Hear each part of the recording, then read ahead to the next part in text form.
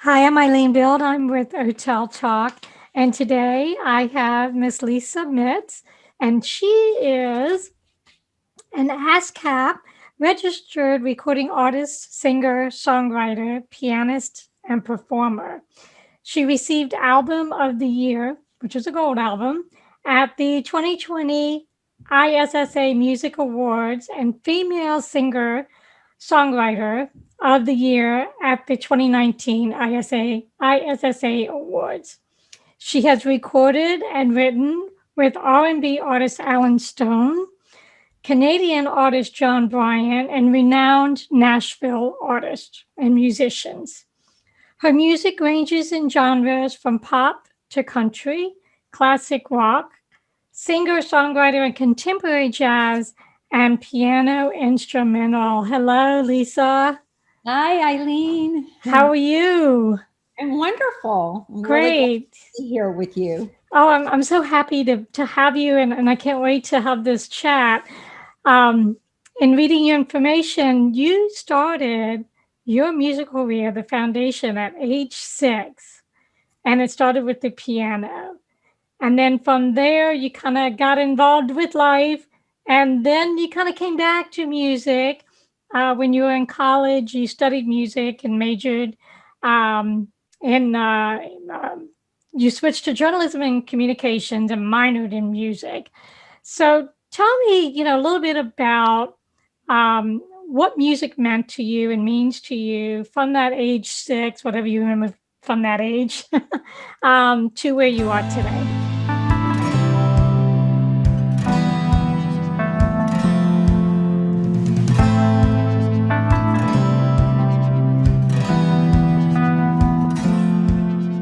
Yeah, so I grew up in a very musical family. My parents were always into classical music and opera and theater. And so as a child, my dad actually had an amazing voice. He's passed on, but he had really had a cantorial voice, and he had an opportunity to audition for the Metropolitan Opera, which he did not take, but I was raised with that love for music. Of course, it was all classical in my childhood. I did grow up in as a teenager in the late 70s and college in the 80s. And so I loved rock and roll.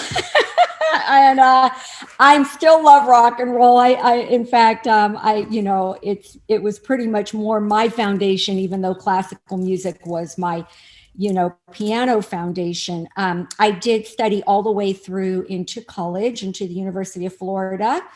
But after my freshman year of performing in front of juries and being in a cubicle practicing for hours and hours, I realized I didn't want to be a classical pianist, and I did switch my major. And I studied broadcasting and journalism, production work.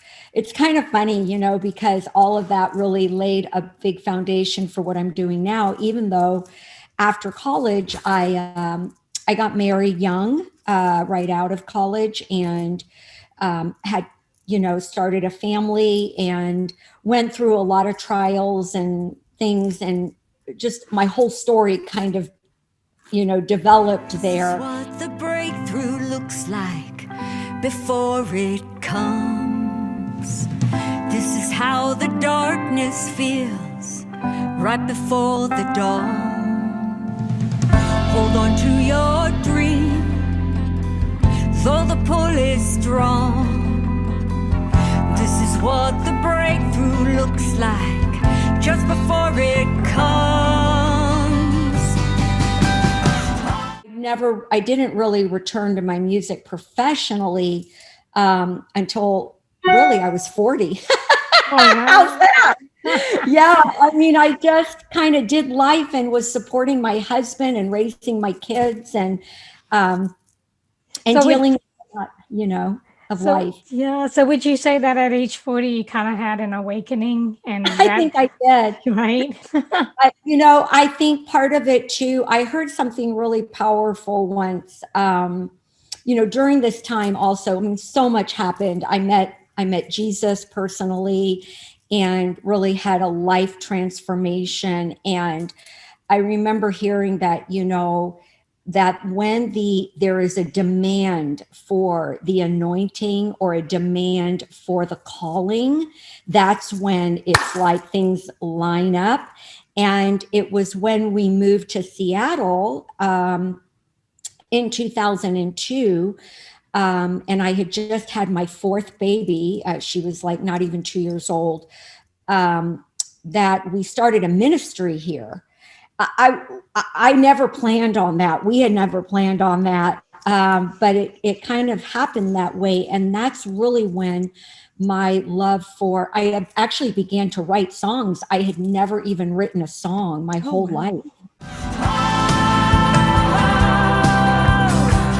Just before it comes. Just before it comes. The struggle is so real. Right before it comes. Just before it comes.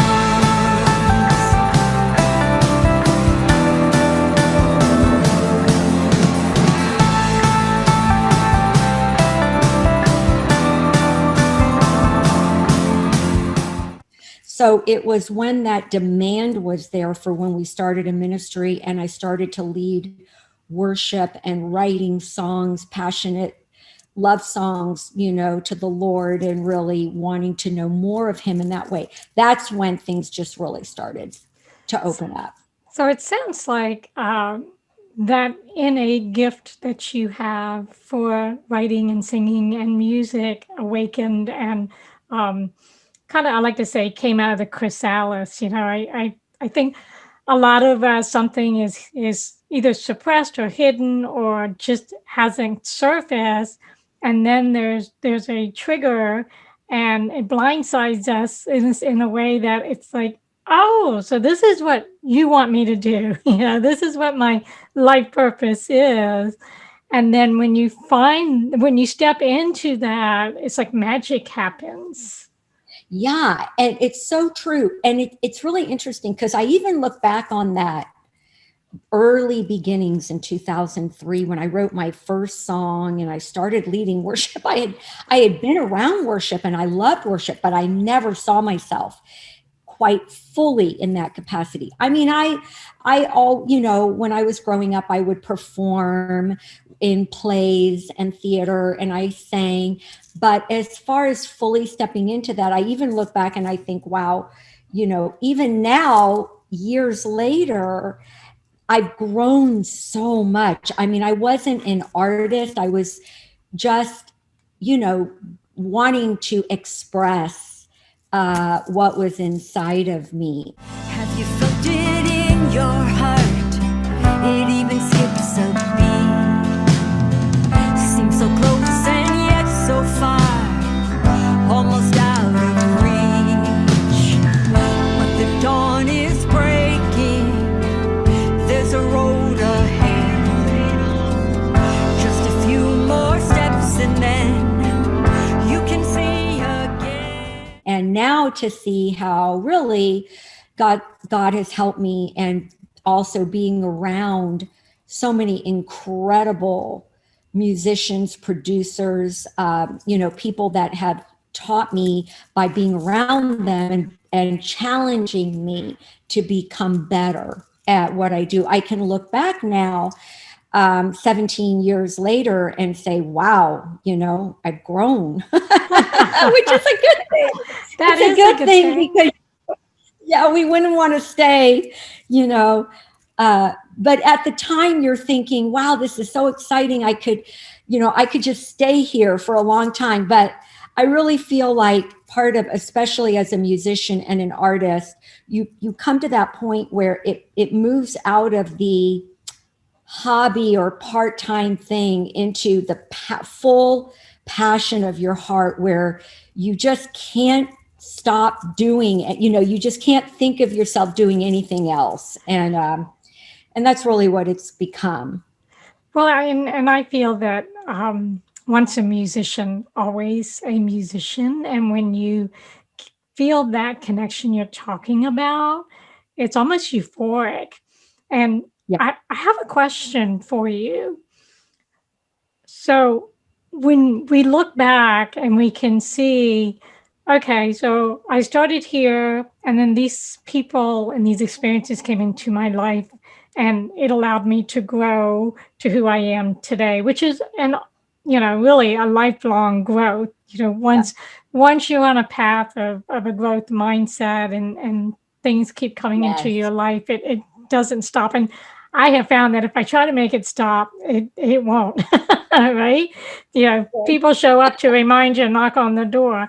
But my question is, what are some of the key discoveries that you've made about yourself, whether you recognize them along the way, that's made you stronger as a woman, as a singer, as a songwriter, or when you look back, and or as you look back, where could you like pinpoint those pivots that you outgrew something and grew stronger? Hmm. That's a really good question. Actually, I don't think I've ever been asked that particular question. Well, I would say that when I really felt it was time to record professionally. So I had been writing songs starting in 2003, really out of praise and worship. But it's a long story, but we moved to Israel in 2006 and lived there for 4.5 years. And that was a pivotal point in my life because once again, we left everything that was comfortable. Like we had grown up in Jacksonville, Florida, moved to Seattle in 2002. And here we were 4.5 years later at the height of our ministry. Really, it was kind of crazy. But we moved to Israel for a couple of various reasons and with our 4 kids. And it again put me in a pivotal place in my life where I remember thinking, oh, wow, like we really did this, and Like, what did we do? yeah, what did we do? And there were times it felt really lonely. It felt really scary. We moved right before the Second Lebanon War. And I remember being in bomb shelters with my kids, and Wow. it was really an intense time. And we, really felt that we were there for a purpose. And I think besides, reaching a lot of people, one of the purposes too was developing me in a more excellent way of writing and moving into the next phase of bringing my music forth. So when we would visit back to the United States in the summer, and specifically in the summer of 2009, I was able to connect with Alan Stone, who at that time was very young. He was like 23, 24. And very talented. And that was a pivotal point because it took these raw songs, he took these raw songs that, really were the heart expression of so much of what I was going through at that point, and brought them into a whole new way for me that I had never, cool sounds and the art of production and arrangement and bringing in all the instruments. And that was my first album, My Heart Burns. And then from there, I worked with him again the following summer. So those were kind of key moments where I was growing. But a pivotal point came in 2011. We had moved back, and by then I had shared some of my story, my own struggles of overcoming some significant trauma. And I think it kind of touched a chord in Alan, and he wanted to co-write an album together, more simple, but with his influence of R&B and rock. And really, he's an incredible R&B artist. He went on after that album and got signed to Capitol Records and was on late night TV. And I mean, that was the last time I basically saw him, because I always knew he was going to become famous. Yeah. But he brought his band and his gifting into that album, You Found Me. And that really opened up an entire world, because it allowed me to express the songs of my heart, that much of them were thanks and love to the Lord, but they were also in a non-religious way, some of those songs.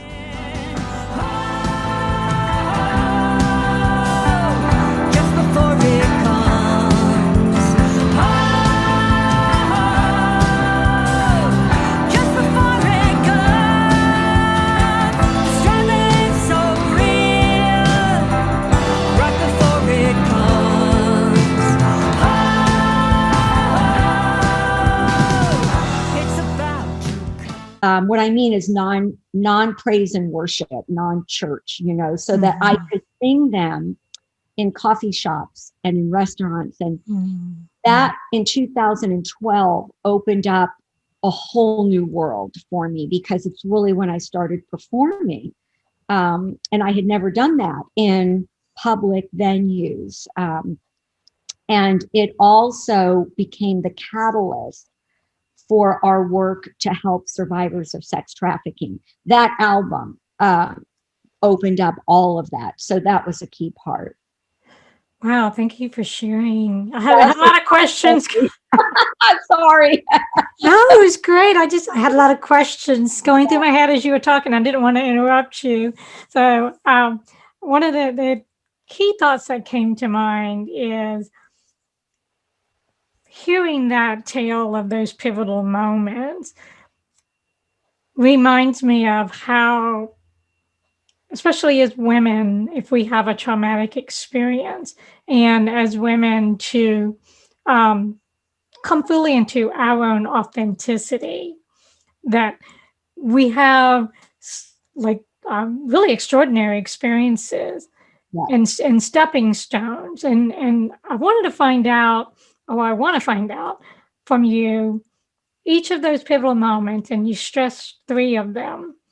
How did you find that your music shifted and changed, and how it came through you from one pivot to the next, to the final one that was the strongest? Yes. Yeah. And really, those were the beginning moments. I've had some key ones since, but I would say my early stage, because I lived in Israel, I had Hebrew and English songs. So I was writing in both. I was still developing, and I wasn't confident in my own ability to even fully sing as best as I could. I was still developing my style, really even discovering it.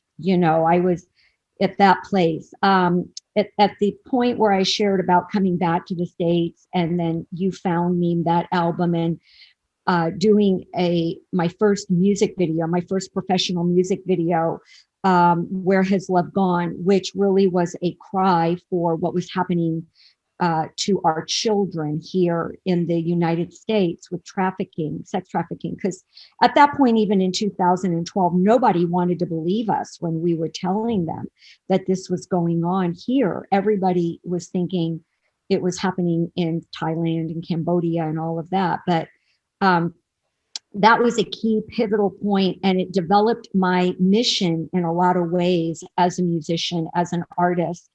When I was starting to perform, I could talk about it and share. And, from there, I was able to do my next album, where I worked with John Bryant out of Canada, who's very talented, but he helped me lay the foundation for my Songbird album. But I actually finished it in Franklin, Tennessee, at the very famous Castle Studios. And I had amazing musicians on that album that are renowned, like Gordon Mote, who's a blind pianist, but like has played on, I mean, multi-platinum albums and others that accompanied my music, my songs on the album. And I had a title cut of that Songbird album that I wrote dedicated to the women that were never heard from again, that weren't found, that weren't, rescued. That opened up a lot of work with our foundation that we started, Destiny House Restoration Center. And we did a lot of benefit concerts, and I did a lot of speaking. And my music then as an artist, it's interesting if I look at it now, I was getting more confident and stronger as my mission and the vision became stronger.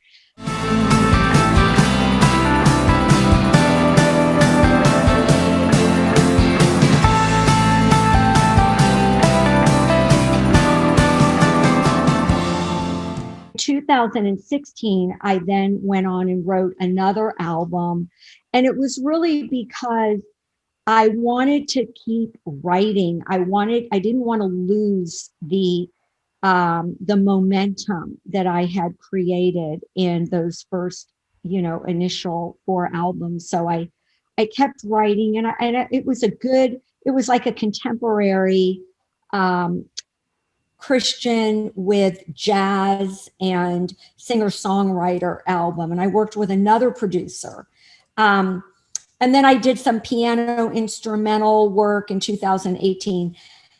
But I had a key moment again. I would say, like, you take those leaps. Mm-hmm. And so in 2019, in the fall, I finally was able to connect with a producer here, Brandon B.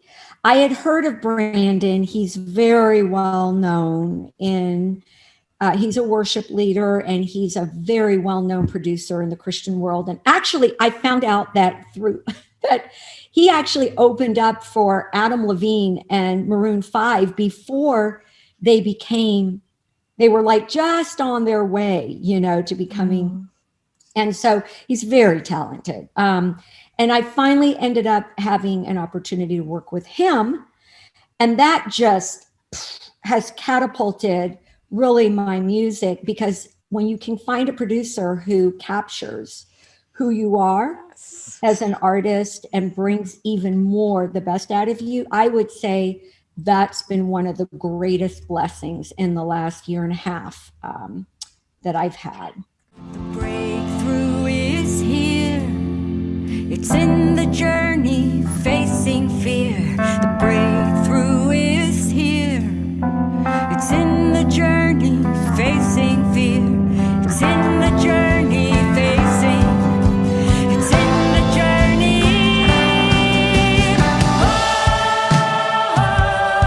Oh, just about to come. Oh, just before it comes. Would you say that he saw something in you that you hadn't quite seen yet to this point? I think he did. I think that he could hear where I was trying to be. And as a result, production wise, arrangement wise, that was the album, the EP, the breakthrough that I got Gold EP of the Year for. He was the one that produced that. And then he went on and wanted to co-write, which was such a blessing and a real honor. So we've co-written now 10 songs. I released 5 so far, and 5 more are going to be released this year. That's awesome. Yeah, so that's a lot to answer, but it has been such a rich. I could really write a book. You probably should. Because I've had so many major moments in my music, in my work as an artist, and developing and finding myself in the mission, the women, the sex trafficking mission, as well as becoming who I'm supposed to be even later. You know, I'm a late bloomer in that regard. Most people do this in their 20s and their 30s and then do life. But, you know, God has a plan. And that's my part of my mission is also as an artist is to empower people to never give up on their dream because it's never too late. Just before it comes.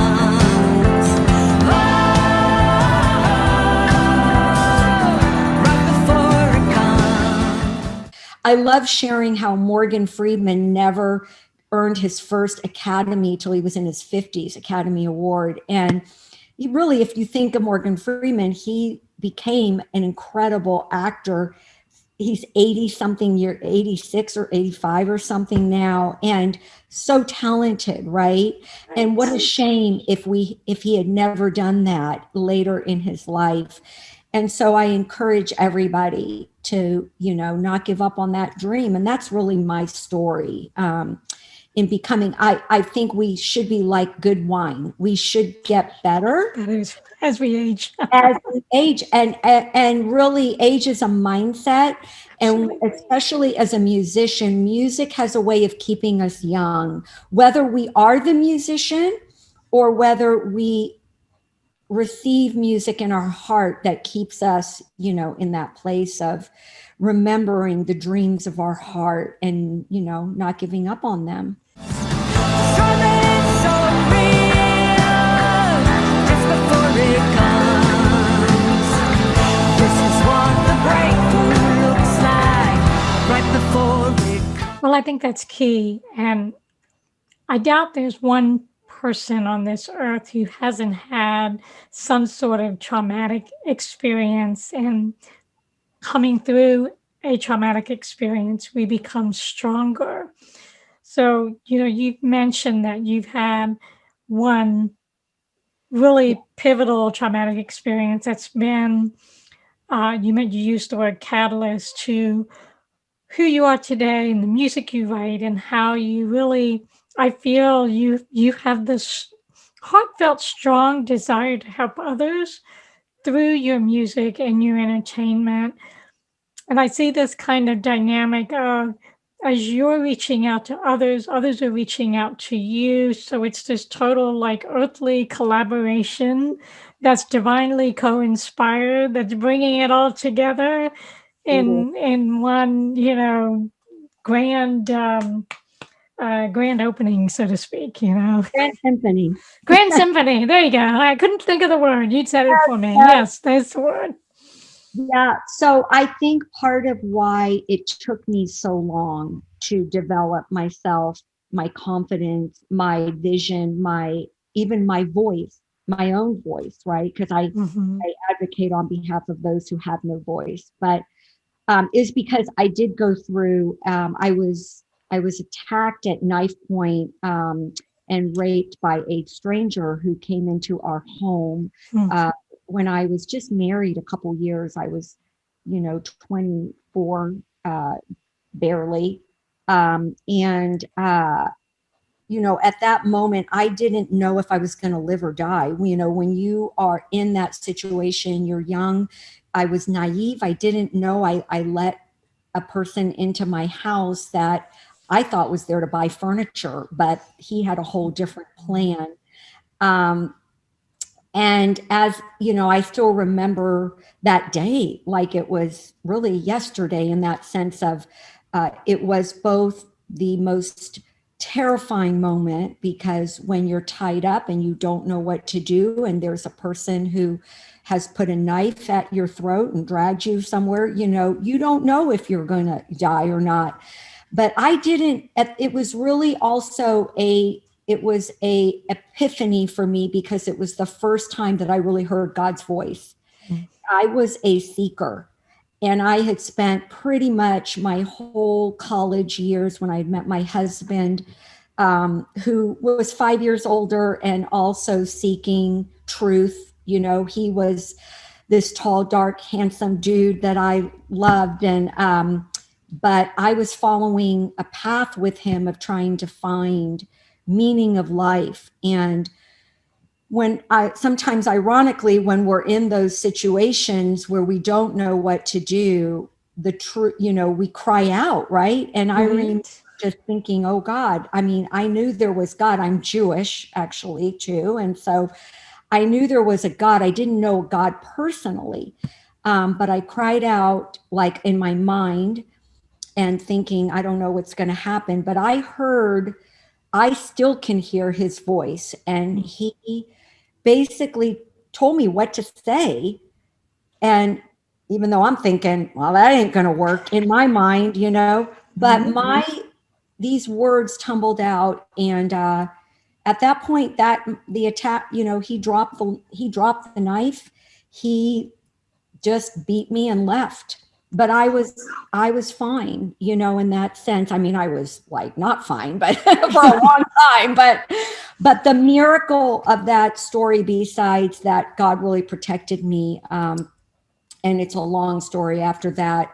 But when we were at the hospital later that day, the doctor had come out to my husband and said, listen, your wife's going to be okay. And it's a miracle. Everything is fine. But really what's amazing is, did you know that she's 6 weeks pregnant?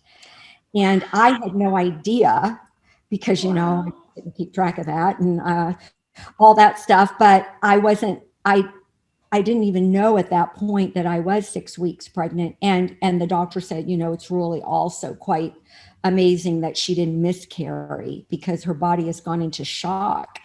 And so that is my oldest son today, who is a law professor. Oh, wow. And so, and so all that to say, the traumas of our life, we have a choice. We can either stay bitter and unhealed, which I've seen people go through. And, that's a choice. And my heart goes out to women or men that have been through that. But we also have a choice that we can take what's happened and have it be a catalyst, like I said, or a mission to help others and to get better, and to lean on the grace of God, which I need every day, for the healing of our heart and to bring that healing to others. And for me, the music has always been that. And that's my heart cry, is that, when I hear from somebody, wow, I listened to that song and it really touched my heart, or you really inspire me to believe, then wow, that's total goosebumps, because it's like, thank you, God, that I'm fulfilling the destiny, the call, that even everything I went through, it's made it more real in that sense. Hearing your story makes me think about my own belief system, in that when we are in our purpose and we are following, I like to say there's an invisible hand that's guiding us. And we are that shining light. We are that light that when people cry out for help or they need something, we show up unknowingly. Wow. So, people are guided to listen to your music, or people are guided to watch something, I've done. People are guided to hear something that somebody else has presented. Yeah. I firmly believe there's an interweaving, interconnection of all of that. Yeah. And that, it's great to see someone like yourself who has been through those pivotal moments and some of life's harshest traumatic experiences, and yet you're strong, you're thriving, you're amazing, and you haven't finished yet. You're just beginning, right? and I know there's a lot of people who are going to watch this and think to themselves, can I do the same thing? So I always ask my guests, what are some words of wisdom, aside from what you've already talked about? But if someone's watching and they think, I've had a traumatic experience and I really need to get out of it. Well, first I'm going to say, listen to her songs, listen, get her albums and listen to her, watch her videos. But but from someone who's been through it, you've been there and you've Mhm. achieved success and you've been able to work through whatever the emotions and the thinking and the heartfelt connection to it that could break a person's spirit and soul, and you've been able to overcome it. So, uh, what would you like to say? I would say, first, sometimes we have to forgive ourselves because we can, beat ourselves up for why we did this or why did we make that mistake or why did I open the door, right? Why? But I mean, that's, you look back at your younger self or whatever and you go, you didn't know, right? So we have to forgive whatever trauma, whatever things have happened. Some of us have been abused as children, or some of us have gone through difficult divorces or traumatic things. And we just have to, recognize that God forgives us and we need to forgive ourselves. And then B is surround ourselves. For me, I had to surround myself with people who were not going to treat me like a victim. The victim mindset is very, very damaging, and it's a killer.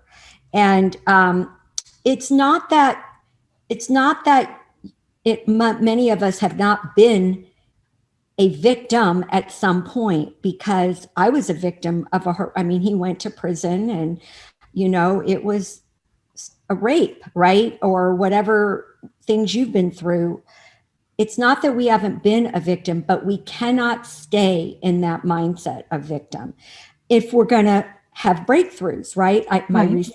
The breakthrough. If we're going to have a breakthrough and we really want the vision for our lives, we have to leave that behind. I highly recommend Caroline Leaf's books.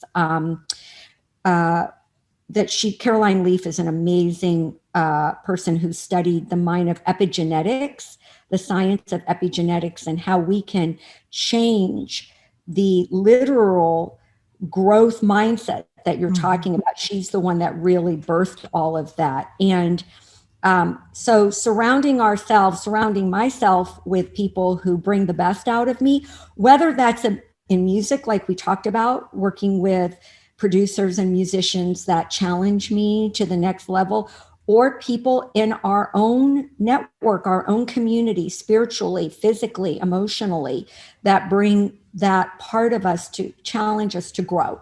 That is critical. At least it's been for me, and I believe it is for anyone that wants, the best life possible while we're on this earth. I agree with you 100%. You said that perfectly. Thank you. Yay. You're welcome. So a couple of last things. Yes. So where do you see yourself going, from here? But what's your next level? What's your next stage? I'm so glad you asked me that because I'm really excited about it. So thank Okay. you. You're welcome. We are, there's a lot of things happening in my music. I'm moving into a place now where I'm trying to reach, especially coming out of COVID.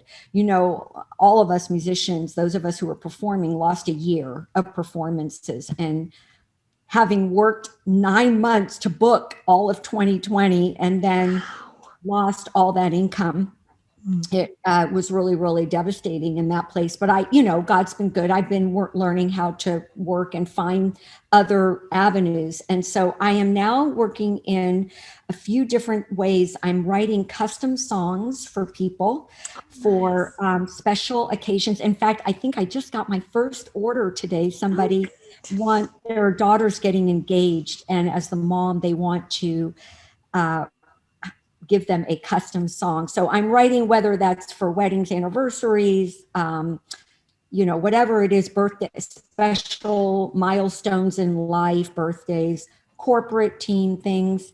I'm also going to be doing keynote conferences, speaking at corporate and nonprofit ministry, any kind of events where people would like to have a speaker that also can share like the inspiration behind a song that motivates and speaks to everybody. And then I'll be performing the song or song. So I'm real excited about that. And then of course I'm getting ready in 11 days to film a new music video of a song I co-wrote with, my producer. And it's called These Four Walls. And I'm so excited. I wrote it because we're moving to Arizona next month. And we're leaving Washington State after 18 years. And we've been in a beautiful home where my daughter got married here in the backyard. All my kids grew up in the last 7 years, but really 17 years in this area. And so it's a song about the chapters of our life and the walls that hear everything. So I'm super excited. It will be my next, my next big project. So lots happening. I have a brand new song that just released last Thursday. So yeah, just looking forward to the next thing. Oh, that sounds amazing. And I'm so happy to see someone that's thriving and moving forward and having so much success. So you've given people a bunch of information. Where can they find you? Thank you so much, Eileen. You're welcome. They can find me at my website, Lisa Mitts, MITTS, lisamitts.com. Super easy. I'm all over social media, Lisa Mitts Music. I'm on iTunes and Spotify. I just want to say also thank you so much because, you're an example also of what I've been talking about. And no, seriously, and all the work that you have been doing. And I think that the more we can, relate this message and be the examples, we reach more people in that way. And I just really appreciate that you have me on, what you're doing, and Trevor, oh my goodness. And the work, even with Roku and my music videos, that's so cool. We have this ginormous television screen that my husband put up. And so it was really cool to see it on Roku. And it is. Yeah. And so, just grateful for that. And yeah, so people can find me everywhere. That's good to know. Well, thank you, Lisa. And we can certainly chat again once, like a year down the road and things have happened and we can come back to, okay, where is she now? Yes, in Arizona. In Arizona, there you go. So thank you and have a wonderful rest of your day. Thank you so much. You're welcome.